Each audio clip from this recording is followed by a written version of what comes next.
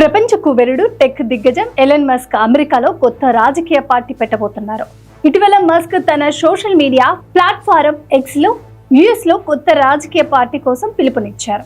అగ్రరాజ్యంలో కొత్త పార్టీకి సమయం ఆసన్నమైందా అని మస్క్ ఎక్స్ యూజర్లను అడిగారు. దీనికి వచ్చిన ఆసక్తికర ఫలితాలను ఆయన ప్రకటిస్తూ సంచలన నిర్ణయం తీసుకొనున్నారు.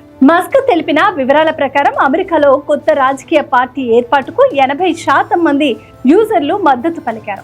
ఈ ఫలితాల వెల్లడి తర్వాత మస్క్ తన రాజకీయ పార్టీకి ది అమెరికా పార్టీ అని పేరు పెడుతున్నట్టు తెలిపారు.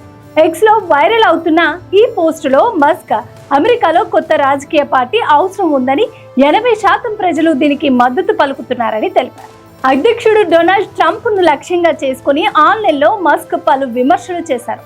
తాను లేకుంటే ట్రంప్ ఎన్నికల్లో ఓడిపోయేవారని, అతనికి కృతజ్ఞత లేదని మస్క్ ఆరోపించారు. దీనికి స్పందనగా ట్రంప్ తన సోషల్ మీడియా ప్లాట్ఫారం ట్రూత్ లో మస్క్ కంపెనీలకు ఫెడరల్ కాంట్రాక్టులు, సబ్సిడీలు రద్దు చేస్తానని హెచ్చరించారు. ఎలన్ మస్క్ డొనాల్డ్ ట్రంప్ మొన్నటి వరకు ఎంతో సన్నిహితులుగా మెలిగారు. గత జూలైలో పెన్సిల్వేనియా ర్యాలీలో హత్యాయత్నం నుంచి ట్రంప్ త్రుటిలో బయటపడిన అనంతరం మస్క్ బహిరంగంగా ఆయనకు మద్దతును ప్రకటించారు. అయితే ప్రస్తుతం వీరి మధ్య వైరం తారాస్థాయికి చేరింది. ట్రంప్ రాజకీయ ప్రవేశం ఇప్పుడు అమెరికాలో సంచలనంగా మారింది.